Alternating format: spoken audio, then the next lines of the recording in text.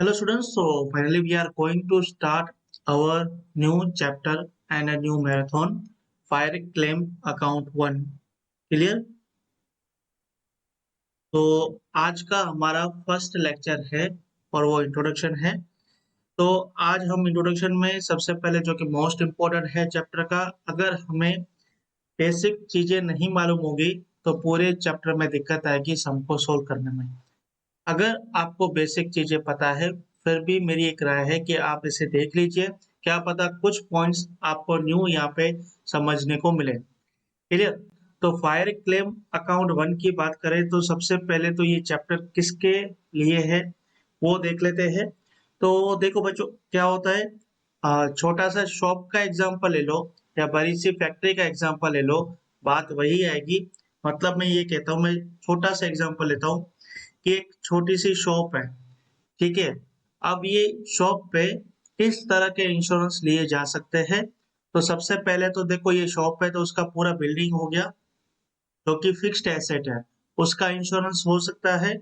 साथ ही साथ इस शॉप पे जो ओनर है, ठीक है, बिजनेस कर रहा है तो उसके पास स्टॉक होगा। फॉर एग्जाम्पल ये हम ले लेते हैं गड़ा इलेक्ट्रॉनिक्स, ठीक है। गड़ा इलेक्ट्रॉनिक्स जेठालाल की शॉप है। अब उसमें उसके लिए स्टॉक क्या रहता है, उसकी सारी इलेक्ट्रॉनिक्स जितनी भी चीजें होती है, ठीक है, एसी टीवी फ्रिज, तो वो सारा इसका क्या हो गया, स्टॉक हो गया। तो मीन्स एक इंश्योरेंस उस स्टॉक का, ठीक है, एक इंश्योरेंस उसकी फिक्स्ड एसेट का। साथ ही साथ एक और इंश्योरेंस हो जाता है, वो हो जाता है लॉस, जो भी इंश्योरेंस होता है वो अगेंस्ट प्रॉफिट होता है, ठीक है।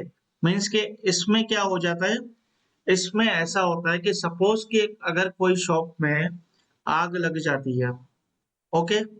अब आग लग जाने के बाद तुरंत कोई भी शॉप स्टार्ट नहीं होती है, रिनोवेट होती है वो शॉप, अगेन स्टॉक जो है वो परचेज किया जाता है, मतलब पूरे नए सिरे से वापस हमको बिजनेस को स्टार्ट करना पड़ता है, ठीक है ना। तो उस पीरियड के टाइम आई थिंक 1 मंथ लग सकता है, 1.5 महीना लग सकता है। तो वो जो पीरियड के टाइम हमारा जो नुकसान हुआ होता है ना, जो हमारा प्रॉफिट टूट गया होता है, उसके अगेंस्ट भी इंश्योरेंस लिया जाता है, ठीक है।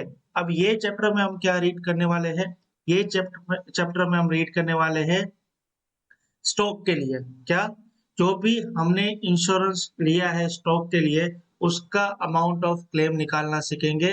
देखो, अमाउंट ऑफ क्लेम और कंपनी ने, इंश्योरेंस कंपनी ने सेटल कर दिया क्लेम, उन दोनों में बहुत डिफरेंस है। अमाउंट ऑफ क्लेम मतलब आपका ये हो जाता है कि आप अपने स्टॉक जो डिस्ट्रॉय हुआ है, ठीक है, उसका कितना इंश्योरेंस क्लेम करने के लिए अमाउंट डाली है, और सामने इंश्योरेंस कंपनी कितना सेटल कर रही है, दोनों में डिफरेंस है। तो हमें यहाँ पे कंपनी कितना सेटल कर रही है वो नहीं देखना, हमें जस्ट वो देखना है अमाउंट ऑफ क्लेम कितना हम कर सकते हैं, ठीक है। पूरे चैप्टर में वही करना है।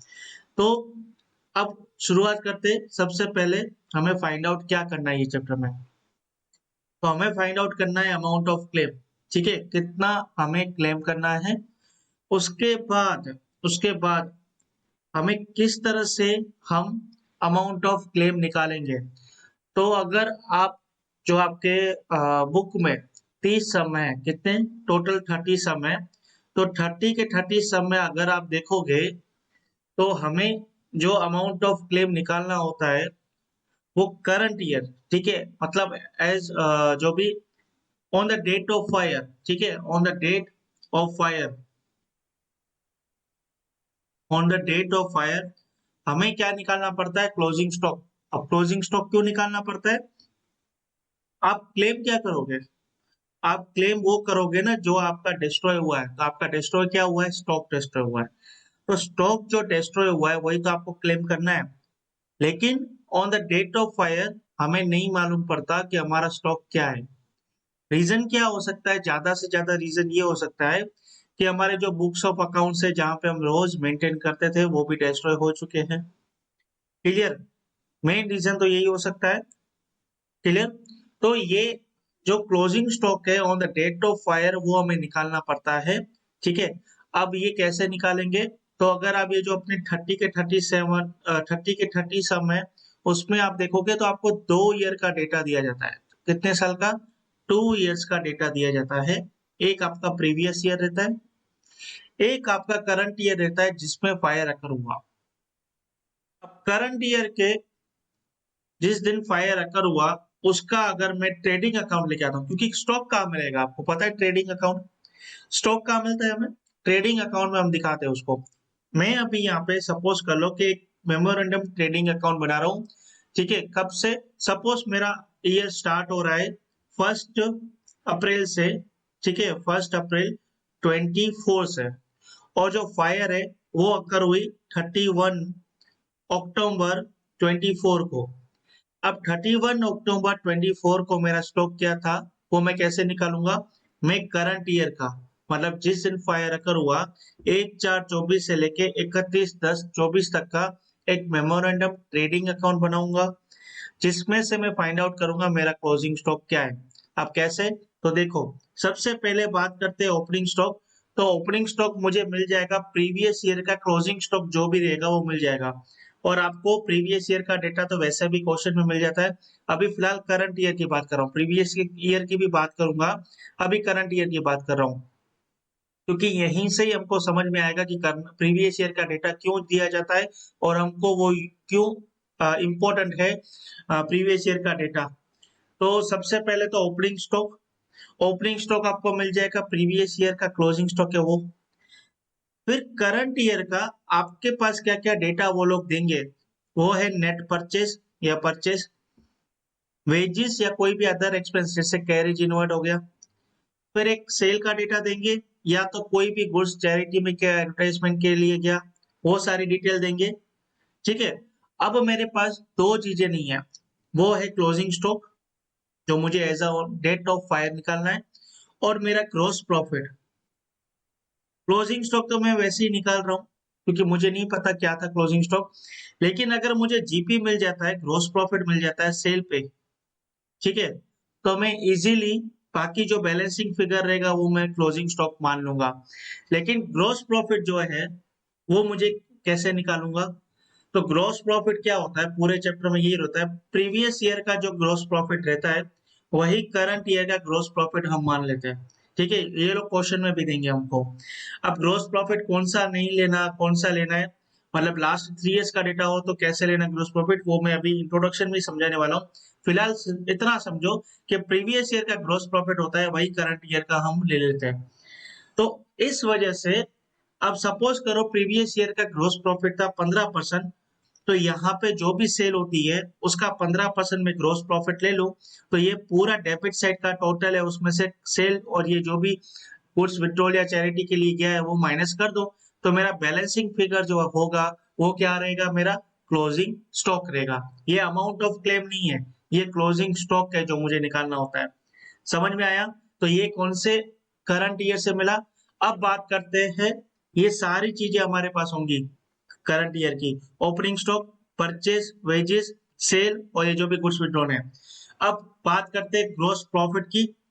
अब ग्रॉस प्रॉफिट है वो हम कैसे निकालेंगे, क्योंकि सिर्फ क्लोजिंग स्टॉक नहीं निकालना, क्लोजिंग स्टॉक तो आप निकाल लोगे, लेकिन सबसे पहले तो आपको निकालना पड़ेगा gross profit of the previous year.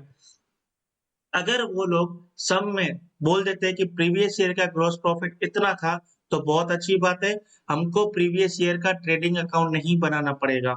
अगर ग्रॉस प्रॉफिट वो नहीं देते हैं तो हमको प्रीवियस ईयर का ट्रेडिंग अकाउंट हमको बनाना पड़ेगा, और वो इसी तरह से बनेगा, उसका नाम मेमोरेंडम नहीं आएगा, उसका नाम एक्चुअल ट्रेडिंग अकाउंट ही आएगा। अब ट्रेडिंग अकाउंट में जितना भी परचेस, सेल, क्लोजिंग स्टॉक, वो सब कुछ चीजें दी जाएंगी, जो मतलब हम क्या करते हैं नॉर्मल ट्रेडिंग अकाउंट में, हम तो ग्रॉस प्रॉफिट निकालते हैं ना, लेकिन यहाँ पे ग्रॉस प्रॉफिट के बेस पे हम क्लोजिंग स्टॉक निकालेंगे। लेकिन प्रीवियस ईयर तो हमको सब कुछ मालूम था ना कि ओपनिंग स्टॉक कितना है, परचेस कितना है, सेल कितना है, क्लोजिंग स्टॉक कितना है। तो बस हमें फिर जो भी ट्रेडिंग अकाउंट में डेबिट साइड बैलेंस है वो डेबिट साइड लिखना है, क्रेडिट साइड बैलेंस है वो क्रेडिट साइड लिखना है, और हमारा ग्रॉस प्रॉफिट निकल आएगा। फिर उसका परसेंटेज कैसे निकालेंगे, सिंपल फॉर्मूला, जो भी आपका ग्रॉस प्रॉफिट है उसको डिवाइड बाय सेल करेंगे और इनटू 100 करेंगे, तो आपका क्या आ जाएगा, प्रीवियस ईयर का ग्रॉस प्रॉफिट आ जाएगा। वही ग्रॉस प्रॉफिट यहाँ पे यूज करके सेल पे हम ग्रॉस प्रॉफिट निकालेंगे और ग्रॉस प्रॉफिट का अमाउंट निकल आएगा, और बाकी बैलेंस अमाउंट बचेगा वो क्या रहेगा, क्लोजिंग स्टॉक। तो बस मैंने यहाँ पे वही लिखा है, क्या फाइंड करना है आपको, अमाउंट ऑफ क्लेम फाइंड करना है, कैसे निकालेंगे, तो with the help of a previous year data, ठीक है, प्रीवियस ईयर का डेटा आपके पास होगा, जहाँ पे ओपनिंग स्टॉक, ट्रेडिंग अकाउंट के जितने बैलेंस है आपके पास होंगे, या तो फिर आपको gross profit of the previous year भी दिया जा सकता है। अगर gross profit of the previous year नहीं दिया तो हमें प्रीवियस ईयर का ट्रेडिंग अकाउंट बनाना पड़ेगा और हमें निकालना पड़ेगा, ठीक है। अब यहाँ पे देखो मैंने ये भी बता ही दिया है, why we have to make previous year trading account, हमें प्रीवियस ईयर का ट्रेडिंग अकाउंट क्यों बनाना पड़ता है, to find out current year value of the stock of the date of on the date of the fire. जो देखो अगर ये मुझे क्लोजिंग स्टॉक निकालना है तो मुझे जीपी चाहिए होगा, और जीपी कब मिलेगा, जब मैं प्रीवियस ईयर का ट्रेडिंग अकाउंट बनाऊंगा और वहां से मुझे जीपी मिल सकता है। तो ये रीजन होता है कि मुझे प्रीवियस ईयर का ट्रेडिंग अकाउंट बनाना पड़ता है। सिंपल लैंग्वेज में समझाया है, जिस दिन फायर अकर हुआ we don't know the actual quantity of stock, more chances क्या रह सकते हैं कि हमें नहीं पता स्टॉक का, because books of accounts are also burned, ठीक है। इस वजह से करंट ईयर के डेटा में हमारे पास परचेस एंड सेल का डेटा होता है। करंट ईयर के डेटा में मींस कि current year on the date जिस साल फायर हुआ, हमारे पास परचेस का डेटा है, हमारे पास सेल का डेटा है, हमारे पास ओपनिंग स्टॉक भी है, क्योंकि प्रीवियस ईयर क्लोजिंग स्टॉक हमारे पास है, वही करंट ईयर का ओपनिंग स्टॉक हो जाता है। सिर्फ क्लोजिंग स्टॉक हमें नहीं पता होता है, तो अगर जीपी पता चल जाता है तो हमें क्लोजिंग स्टॉक इजीली मिल जाता है। तो इस वजह से प्रीवियस ईयर का ट्रेडिंग अकाउंट, जो ये मैंने क्वेश्चन खुद बनाकर लिखा है, उसका आंसर मैंने आपको दे दिया। अब चलते हैं आगे। अब यहाँ पे मैंने आपको बताया, from the above memorandum trading account हमने we found the value of stock on the date of fire, ठीक है, जस्ट बिकॉज किसकी वजह से, with the help of gross profit percentage of the previous year, ठीक है। अब यहाँ पे कोई भी चैप्टर में दिमाग लगाने की जरूरत नहीं है, क्योंकि हमको इस चैप्टर में कुछ अज्यूम नहीं करना, just we know the concept and logic of trading account, बस ए टू जेड इंफॉर्मेशन हमको करंट ईयर के related and the previous year के रिलेटेड दी जाएंगी। ओके, तो बस आप कुछ सम करोगे तो बाकी सारे जितने भी सम है वो आपसे इजीली हो जाएंगे। अब जो बहुत इंपॉर्टेंट पॉइंट्स है ये सम को सोल्व करने के टाइम, और इसके बाद मोस्ट इंपॉर्टेंट पॉइंट के बाद ग्रोस प्रॉफिट के रिलेटेड मोस्ट इंपॉर्टेंट पॉइंट होगी, वो यही वीडियो में हम कवर करने वाले हैं, तो इस पे ज्यादा ध्यान दीजिए। सबसे पहली पॉइंट, आपने देखा होगा मेमोरेंडम ट्रेडिंग अकाउंट में हम जो ग्रोस प्रॉफिट का परसेंटेज होता है वो किस पे निकालते हैं, सेल पे। अब सेल मतलब क्या, ठीक है, तो सेल मतलब यहाँ पे देखो ये रहा, सेल मतलब नेट सेल भी कह सकते हो। अगर क्वेश्चन में सिर्फ सेल का डेटा दिया है तो इट्स अ सेल। अगर आपको सेल रिटर्न भी दिया है, या सेल नोट रिकॉर्डेड भी दिया है, या कैश सेल मिस अप्रोप्रिएट भी दिया है, ये चैप्टर में आप ये तीन वर्ड देखोगे, एक आधा समय ऐसा आएगा कि तीनों ये बैलेंसेस आने वाले हैं, तो उसको नेट सेल बोलते हैं। कैसे, नेट सेल का एक्चुअल में क्या होता है, जो भी आपकी सेल होती है उसमें से माइनस सेल रिटर्न, ठीक है। अगर आपके पास ये दो एक्स्ट्रा बैलेंस है तो वो दोनों भी ऐड कर देना, तो उसको क्या बोलते हैं, नेट सेल। और आपको ट्रेडिंग अकाउंट में नेट सेल ही लिखना है और नेट परचेस ही लिखना है। परचेस में क्या हो गया, purchase minus less purchase return, समझ में आ गया। लेकिन सेल के डेटा में क्या नहीं आएगा वो बहुत इंपॉर्टेंट है, और वो ये रहा फर्स्ट पॉइंट में, गुड्स डिस्ट्रीब्यूटेड एज सैंपल, जो आपने सैंपल में दिया वो सेल में नहीं ऐड करना, चैरिटी में दिया वो भी ऐड मत करना, स्टोलन हो गया वो भी ऐड मत करना। ये सब फिगर क्रेडिट साइड लिख देना ट्रेडिंग अकाउंट में अलग से, लेकिन सेल में ऐड मत करना। अगर सेल में ऐड किया तो ग्रॉस प्रॉफिट गलत आएगा, ग्रॉस प्रॉफिट गलत आया तो आपका क्लोजिंग स्टॉक भी गलत आएगा, ये चीज ध्यान रखना। अब आप आगे एक और चीज ऐसे देखोगे, closing stock and opening stock, जो कि 10% मोर 10% लेस, कंपनी का प्रैक्टिस था कि वो 10% ज्यादा दिखाकर ओपनिंग स्टॉक रखती थी, या 10% लेस रखती थी स्टॉक। तो इस तरह की चीजें आपको दी जाएंगी। आपको जस्ट एक चीज याद रखनी है कि वो हमेशा कॉस्ट प्राइस पे आपको यहाँ पे दिखाना पड़ेगा। अगर कंपनी कुछ भी प्रैक्टिस कर रही है तो हमें उसको सॉर्ट आउट करना पड़ेगा और वो स्टॉक को कॉस्ट प्राइस पे लेके आना पड़ेगा। ज्यादा डिटेल हम आगे चैप्टर स्टार्ट करेंगे, सम करेंगे, वहां पे मैं आपको एक्सप्लेन करूंगा, ठीक है। अब थर्ड पॉइंट, अगर कोई भी अमाउंट रिटर्न ऑफ हो रही है, जो अगर ये चैप्टर की बात करें तो बैड डेट है जो रिटर्न ऑफ हो रहा है, उसको हमको क्लोजिंग स्टॉक पे अगेन ऐड करना पड़ेगा प्रॉपर वैल्यू ऑफ स्टॉक जानने के लिए। वो भी आगे सम आएंगे, ऐसे काफी सम आ रहे हैं जिसमें बैड डेब्ट्स आ रहा है। ज्यादातर एबनॉर्मल नॉर्मल स्टॉक वाले जो सम होंगे उसमें आपको देखने को मिलेंगे, ठीक है। तो वो हम क्लोजिंग स्टॉक में ऐड कर देंगे प्रॉपर वैल्यू ऑफ स्टॉक जानने के लिए। ये तो आपने फोर्थ पॉइंट तो 12 से करते आ रहे हैं। अगर कोई भी मिस्टेकली परचेस, जैसे कि मैंने फिक्स एसेट परचेस किया और मैंने परचेस में डाल दिया, स्टेशनरी का स्टॉक परचेस किया मैंने परचेस में ऐड कर दिया, तो वो हमको एक्सक्लूड करना पड़ता है, परचेस में से उसको निकालना पड़ता है। तो ये सारी चीजें क्या हो जाएंगी, परचेस में से माइनस हो जाएंगी, ठीक है। अब सेल नेट परचेस मैंने आपको बता दिया। यहाँ पे एक और चीज देख लो, कैश सेल और क्रेडिट सेल दोनों को मिला देंगे तो क्या आएगा, टोटल सेल। उसमें से सेल्स रिटर्न माइनस कर दो तो ये तो हमारा एक्चुअल नेट सेल हो गया।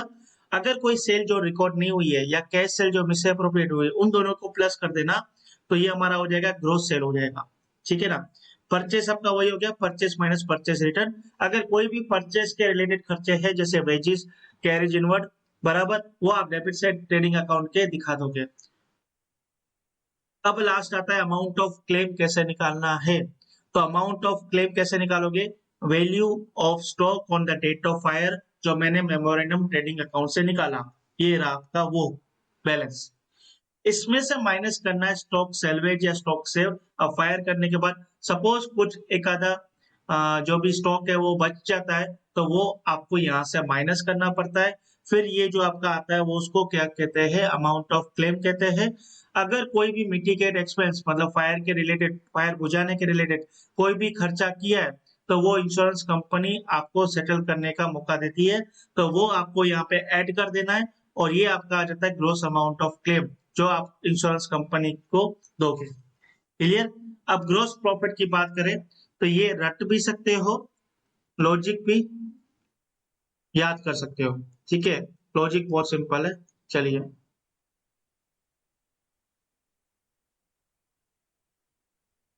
लॉजिक बहुत सिंपल है ये ग्रॉस प्रॉफिट का, बहुत ही सिंपल है। अगर आपने यहाँ पे देखा होगा, देखो मेमोरेंडम ट्रेडिंग अकाउंट पे आते हैं, ये जो ग्रॉस प्रॉफिट है ये मैं किस पे लेता हूँ, सेल पे लेता हूँ। लेकिन काफी समय आपको क्या दिया जाएगा, ग्रॉस प्रॉफिट देके रखेंगे और वो किस पे देंगे, कॉस्ट पे देंगे। तो आपको उसको सेल पे निकालना पड़ेगा। तो कैसे निकालोगे, तो देखो यहाँ पे ये एग्जांपल ले लो 25% वाला, किस तरह से लेना है। इन्होंने क्या बोला, 25% ऑन कॉस्ट, क्या बोला है, 25% ऑन कॉस्ट। तो कितना परसेंट बोला है, 25। तो वो 25 को ऊपर ऊपर लिख लो, 25 को ऊपर लिख लो, ठीक है। अब ये 25 100 में प्लस कर दो, हमेशा जो भी ऊपर परसेंटेज दिया है उसको 100 में प्लस करना। तो 25 को 100 में को प्लस कर दिया तो कितना आ गया, सॉरी 125 आ गया। 100 प्लस 125 कितना आ गया, 125। अब आपने किसमें 25 को प्लस किया, 100 को, तो वही 100 हमको यहाँ पे मल्टीप्लाई पे लिख देना है। यहाँ पे हमेशा 100 आएगा और यहाँ पे 100 में ये ऊपर वाला वैल्यू प्लस हो जाएगा और यहाँ पे वही वैल्यू आएगा जो यहाँ पे आपको देके रखा है। अब इसको सोल्व करो, देखो तो 100 इंटू 25 डिवाइड बाई 125 कितना आया, 20, मतलब 20% ऑन सेल। अब एक और चीज यहाँ पे करके दो, 50% वाला, तो कितना परसेंट है, 50 है, तो 50 ऊपर। अब इसमें क्या करोगे, 50 को 100 में प्लस कर दो 150, जैसे यहाँ पे 25 को 100 में। अब यहाँ पे क्या 100 आ जाएगा, ये हमेशा 100 ही रहेगा, ठीक है। तो 100 इंटू 150, 100 इंटू 50 डिवाइड बाई 150 कितना है, 33.33%, ठीक है, 33.33%। अब ये 100% ऑन कॉस्ट देखो, तो ये 100 है, वो 100 ऊपर लिख दिया। अब ये 100 को 100 में प्लस कर देना है, तो 200 आ गया और इधर तो हमेशा 100 ही आएगा। इसको इंटू करके डिवाइड बाई 200 करोगे 50% आ जाएगा, ठीक है। तो इस तरह से भी याद कर लोगे ना, ये वाली ये तीन फिगर निकालना सीख जाओगे ना, तो आपको कभी भी दिक्कत नहीं आएगी। कॉस्ट पे दिया है तो हमेशा आप सेल पे निकालना सीख जाओगे। अब चलते हैं ग्रॉस प्रॉफिट, ठीक है। अगर 3 इयर्स वाला जो आपका आता है, 3 इयर्स का डेटा आता है, उसमें अगर ग्रॉस प्रॉफिट है, if GP for all 3 previous year, ठीक है, फ्लक्चुएट कर रहा है, मतलब कैसे कि फर्स्ट ईयर में 15% जीपी था, सेकंड ईयर में 10% था, कम हो गया, थर्ड ईयर में 20% हो गया, इंक्रीज हो गया। तो बढ़ रहा है, कम हो रहा है, तो उसमें क्या करोगे, एवरेज ग्रॉस प्रॉफिट ले लोगे, तीनों को प्लस करके डिवाइड बाय 3 कर देना। ठीक है, अगर ग्रॉस प्रॉफिट ग्रेजुअली डिक्रीज हो रहा है, ग्रेजुअली डिक्रीज मतलब क्या हो गया बच्चों, देखो ग्रेजुअली मतलब क्या हो गया, कुछ स्टैंडर्ड तरीका है। जैसे कि सपोज करो फर्स्ट ईयर में 10% था, नेक्स्ट ईयर 9% हुआ, उसके बाद 8% हुआ, फिर 7% हुआ, 6% हुआ। तो you can see gradually decrease हो रहा है एक एक करके। सपोज करो 10% था, फिर 8% हुआ, फिर 6% हुआ, फिर 4% हुआ। तो you can again see gradually decrease हो रहा है दो दो करके। ठीक है, तो कुछ एक स्टैंडर्ड परसेंटेज हर बार सेम टू सेम रिपीट हो रही है ना, तो उसको ग्रेजुअली डिक्रीज हम बोल सकते हैं। और वो वहां पे अगर 3 साल में ऐसा देख रहे हो कि ग्रेजुअली डिक्रीज हो रहा है आपका क्या ग्रोस प्रॉफिट, तो वहां पे आपको ग्रोस प्रॉफिट जो सबसे लोवेस्ट रहेगा ना, सबसे लोवेस्ट, उसको आपको लेना है। फॉर एग्जाम्पल फर्स्ट ईयर में 10%, फिर 8%, फिर 6%। तो आप किसको ले लोगे? 6% को ले लोगे।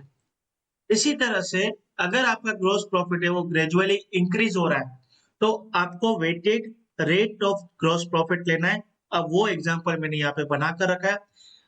अभी जो जितने भी 30 सम में करवा रहा हूँ फायर क्लेम में, उसमें ये चीज नहीं है, वेटेड मतलब वेटेड रेट वाला ग्रोस प्रॉफिट जहां पे लेना पड़े ऐसा कोई सम नहीं है। तो पर मैं यहाँ पे एग्जांपल लेके आया हूँ। सपोज करो 2017 का, 18 का, 19 का डेटा आपके पास है, वो ये है सेल और ग्रोस प्रॉफिट, ये दोनों चीजें दी जाएगी। तो सेल 2 लाख है, ग्रोस प्रॉफिट 4% है, सेल 4 लाख है, ग्रोस प्रॉफिट 6% है, सेल 6 लाख है, ग्रोस प्रॉफिट 8% है। तो सबसे पहले तो क्या करो, टोटल सेल कितनी हो गई? 12 लाख हो गई। अब ग्रोस प्रॉफिट तीनों साल का सेपरेटली निकालो। तो 2 लाख का 4% 8,000, 4 लाख का 6% 24,000, 6 लाख का 8% 48,000। सबसे पहले तो यह ग्रेजुअली इंक्रीज हो रहा है, तो बिल्कुल 4 से 6 गया, 6 से 8 गया, 2% का ग्रेजुअली इंक्रीज दिख रहे हैं। सेल में भी सेम होना चाहिए, 2 का 4 हुआ, 4 का 6 हुआ, 2-2 लाख का ग्रेजुअली इंक्रीज दिखने को मिल रहा है। ठीक है ना? तो ग्रोस प्रॉफिट का भी टोटल कर दो 80,000। अब ये टोटल ग्रोस प्रॉफिट का टोटल सेल से डिवाइड कर दो, 12 लाख इंटू 100, 6.67 जो आपका आया, इसको आप कह सकते हो weighted rate of gross profit. इसको एक और तरीका है, जो हम 12th में गुडविल निकालते थे उस तरह से करते थे। जैसे ये ग्रोस प्रॉफिट है, 4%, 6%, 8%, आपका ईयर ये रहा 17, 18, 19। अब यहाँ पे वेट दे दो। ठीक है, वेट कैसे दोगे? सबसे ज्यादा ग्रोस मतलब जो भी बड़ा नंबर होगा उसको बड़ा वेट देना है, लोवेस्ट को लोवेस्ट। तो लोवेस्ट हम स्टार्टिंग 1 से कर रहे हैं, तो 1, 2 एंड 3। अब टोटल वेटेड ग्रोस प्रॉफिट अगर देखें तो 4 1 जा 4, 6 2 जा 12, 8 3 जा 24। ठीक है, अब यहाँ पे इसका टोटल कर लेते हैं। तो 4 प्लस 12 प्लस 24 कितना आ गया? 40। और टोटल वेट कितना आ गया? 3256। ठीक है, तो ये टोटल वेटेड ग्रोस प्रॉफिट जो 40 है उसको डिवाइड बाय 6 कर दो। जैसे हम total weighted gross profit divided by total weight करते थे, वैसा ही यहाँ पे। तो देखो 6.67। ठीक है, तो ये हमारा आ गया weighted rate of gross profit. Clear? तो ये आपका ग्रोस प्रॉफिट था। अब हमारा लास्ट टॉपिक बचता है, वो होता है एवरेज क्लोज। एवरेज क्लोज मतलब यहाँ पे मैं आपको सिंपल लैंग्वेज में कहता हूँ, इसको तब इम्प्लाई होता है जब आपकी इंश्योरेंस पॉलिसी है वो अंडर इंश्योरेंस है। अब देखो यहाँ पे एक छोटा सा एग्जांपल ले लेते हैं, उसके बाद सम नंबर 1 करेंगे, उसमें आपका एवरेज क्लोज का टॉपिक कवर हो जाएगा। फॉर एग्जाम्पल मेरे पास जो गुड्स था 40,000 का था, और मेरी इंश्योरेंस पॉलिसी थी वो 40,000 की थी। तो मैं पूरा का पूरा जो, अगर सपोज कर लेते 40,000 का स्टॉक डिस्ट्रॉय हुआ, अमाउंट ऑफ क्लेम 40,000 है, और मेरी इंश्योरेंस पॉलिसी भी जो है 40,000 की है। यहाँ पे अमाउंट ऑफ क्लेम नहीं करते, क्लोजिंग स्टॉक की बात करते हैं on the date of fire. ठीक है, on the date of fire मेरे पास स्टॉक 40,000 का था, मेरी इंश्योरेंस पॉलिसी 40,000 की लेके रखी है। तो ये पूरा का पूरा जो स्टॉक है, अगर डिस्ट्रॉय हो जाए तो मैं क्लेम कर सकता हूँ। ठीक है, ये अंडर इंश्योरेंस नहीं हुआ। अगर मेरी पॉलिसी जो है वो 50,000 की है, अगर कभी भी सम में इंश्योरेंस पॉलिसी का अमाउंट दिया जाए, तो समझ लेना एवरेज क्लोज लग सकता है। ठीक है, वो किस बेसिस पे? वो जो इन्फॉर्मेशन होगी उस बेसिस पे। ठीक है, आपको क्लोजिंग स्टॉक पता चलेगा ना, सब्जेक्ट टू क्लोजिंग स्टॉक पता चलेगा, उससे पता चलेगा एवरेज क्लोज लग रहा है नहीं लग रहा है। वो अभी हम सम करेंगे, आपको आइडिया पड़ जाएगा। अगर 40,000 का स्टॉक है, 50,000 की इंश्योरेंस पॉलिसी लेके रखी है, तो भी मेरे को एवरेज लॉस नहीं लगेगा। मैं पूरा का पूरा, अगर स्टॉक डिस्ट्रॉय हो जाता है तो मैं पूरा का पूरा क्लेम कर सकता हूँ। अगर 60,000 का भी हो जाए तो 60,000 की इंश्योरेंस पॉलिसी है, स्टॉक 40,000 का है, क्या मैं पूरा अमाउंट क्लेम कर सकता हूँ? कर सकता हूँ। एवरेज क्लोज यहाँ पे नहीं लगेगा। लेकिन 40,000 का स्टॉक है और 30,000 की इंश्योरेंस पॉलिसी लेके रखी है, मतलब इसको बोलते हैं अंडर इंश्योरेंस। मतलब स्टॉक ज्यादा था, इंश्योरेंस कम क्लेम कर लेके रखा है मैंने, ठीक है। तो यहाँ पे मुझे इंश्योरेंस क्लेम का अमाउंट ऑफ क्लेम कैसे निकालना पड़ेगा? अमाउंट ऑफ क्लेम निकालना पड़ेगा एवरेज क्लोज के बेस पे, मतलब प्रोपोर्शनेट बेस पे, ठीक है। अब वो सम नंबर वन पे करेंगे। तो सम नंबर वन देखो, a trader has taken out a fire insurance policy in respect of stock in trade. जो भी उसके पास स्टॉक था उसका फायर इंश्योरेंस पॉलिसी उसने लेके रखा था। अब फायर अकर हुई उसके गोडाउन में, और उसका जो भी स्टॉक था वो डिस्ट्रॉय हो चुका, और वो स्टॉक का वैल्यू जो डिस्ट्रॉय हुआ 48,000। अगेन सही, स्टॉक एंड स्टॉक डिस्ट्रॉयड दोनों में अंतर है। स्टॉक मतलब क्या हो गया? On the date of fire जो आपका क्लोजिंग स्टॉक था वो, और स्टॉक डिस्ट्रॉय मतलब क्या हो गया? जो भी आपका क्लोजिंग स्टॉक था, ठीक है, जो भी आपका क्लोजिंग स्टॉक था उसमें से माइनस कर दिया आपने, क्या किया? Stock destroy, sorry, stock salvage जो बच गया, और बाकी बाद में जो वैल्यू आया उसको बोलते हैं स्टॉक जो भी है destroy by fire. For example अगर मैं कहूं, तो आपके पास क्लोजिंग स्टॉक था 1 लाख का, और फायर अकर हो गई, 20,000 का स्टॉक आपने बचा दिया, तो 80,000 का जो बचा वो क्या बोलेंगे? Stock destroy by fire. तो ये वही है, स्टॉक वर्थ रुपीज 48,000 जो कि डिस्ट्रॉयड हो चुका है, मतलब ये वैल्यू है, ठीक है। और हमको जो भी इंश्योरेंस पॉलिसी एवरेज क्लोज लग रहा है नहीं लग रहा है वो तो स्टॉक पे पता चलेगा ना। तो स्टॉक निकालना मेरा जरूरी है। अब जो 12,000 का स्टॉक है वो बच चुका है, तो इसके बेस में इसमें अगर 12,000 में प्लस कर दूं, जैसे माइनस किया तो ये आया, अगर इसी में प्लस कर दूं तो ऊपर वैल्यू आ जाएगी 60,000। वो मेरा क्या हो जाएगा? Closing stock. कोई नहीं, अभी सम करा रहा हूँ, समझ में आ जाएगा। अमाउंट ऑफ पॉलिसी क्या था? 40,000 का अमाउंट ऑफ पॉलिसी है, which include in average close, और जनरल एंट्री भी हमें पास ऑन करनी है। तो सबसे पहले तो सम देख लेते हैं। तो स्टॉक डिस्ट्रॉय हुआ है, वो कितना हुआ है वो देख लो। स्टॉक डिस्ट्रॉय हुआ है 48,000 का, और जो गुड्स सेलवेज है वो कितना है? 12,000 के। और सम इंश्योर्ड मतलब इंश्योरेंस पॉलिसी कितने की है? 40,000 की है। सबसे पहले तो क्लोजिंग स्टॉक निकालो। क्लोजिंग स्टॉक यहाँ पे value of stock goods destroy, ठीक है, जो गुड्स डिस्ट्रॉयड हुआ है वो 48। अब इसमें गुड्स सेल्वेज प्लस कर दूं तो मेरा क्लोजिंग स्टॉक आ जाएगा, ठीक है ना।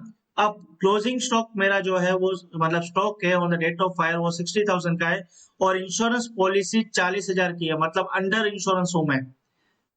मेरे पास स्टॉक 60,000 का है, इंश्योरेंस पॉलिसी 40,000 की लेके रखी है। तो अब यहाँ पे अमाउंट ऑफ क्लेम कैसे निकालना पड़ेगा? तो इसका सीधा साधा क्रॉस मल्टीप्लिकेशन अगर मैं कहूं कि 60,000 स्टॉक पे मेरे पास 40,000 का इंश्योरेंस था, और मेरा स्टॉक डिस्ट्रॉय हुआ है 48,000, तो मुझे इंश्योरेंस कंपनी कितना क्लेम करेगी? बराबर ना? इस तरह से निकालना पड़ेगा। तो ये कॉस्ट ऑफ स्टॉक बंड क्रॉस मल्टीप्लाई होता है 48,000 multiply sum insured. Sum insured कितना है? 40,000। आप देख सकते हो insurance policy 40,000 divide by 60,000 value of stock. तो ये करेंगे तो हमारे पास आ जाएगा वैल्यू ऑफ अमाउंट क्लेम। तो 48 इंटू 40 डिवाइड बाय 60, तो 32,000 का अमाउंट ऑफ क्लेम आ चुका। अब देखो ये अमाउंट ऑफ क्लेम है, कंपनी ने सेटल कर दिया, वो यहाँ पे जनरल एंट्री उसी हिसाब से पास करिए। Give general entries in the books of trader assuming that the insurance company settled the claim. Settled the claim मतलब पेड नहीं, इंश्योरेंस क्लेम पेड नहीं हुआ है, सेटल्ड हुआ है। सेटल्ड हो गया ना, तो आपके बैलेंस शीट में पूरा चेंज हो जाएगा। क्या हो जाएगा? अभी इंश्योरेंस कंपनी अकाउंट डेबिट, बराबर, स्टॉक जल गया वो तो ये रहा 48,000 का, तो स्टॉक डिस्ट्रॉय बाय फायर वो क्रेडिट हो गया, स्टॉक जा रहा है क्रेडिट हो गया, बराबर। डेबिट क्या होगा? इंश्योरेंस कंपनी, हमको उससे फ्यूचर में पैसा मिलेगा। ये आपका जो इंश्योरेंस कंपनी का अकाउंट है वो आपका एसेट साइड दिखा देना, और बाकी का डिफरेंस आपका नुकसान हुआ तो वो भी डेबिट ही हो रहा है। देखो, लॉस बाय फायर अकाउंट मतलब लॉस, जो भी गुड्स डिस्ट्रॉयड बाय फायर ऐसा भी लिख सकते हो, ठीक है। तो एंट्री क्या आएगी? इंश्योरेंस कंपनी अकाउंट डेबिट, अगर to stock destroyed by fire, और बीच का जो भी डिफरेंस है वो आपका हो जाता है लॉस बाय फायर अकाउंट। समझ में आया? तो ये आपकी जनरल एंट्री है। लिखना है narration claim of 30,000 admitted by insurance company against goods worth rupees 48,000 और बीच का जो डिफरेंस था वो हमारा नुकसान है, इसको हम लेके जाएंगे पीएनएल अकाउंट में डेबिट साइड में। ओके, तो आई होप कि आपको एवरेज क्लोज भी समझ में आ गया होगा और हमारा पूरा इंट्रोडक्शन जो है फायर क्लेम का वो कंप्लीट होता है। आई होप कि आपको इंट्रोडक्शन अच्छे से समझ में आया होगा। अब जितने भी सम अगर हम आगे करेंगे तो आपको अच्छे से समझ में आएगा।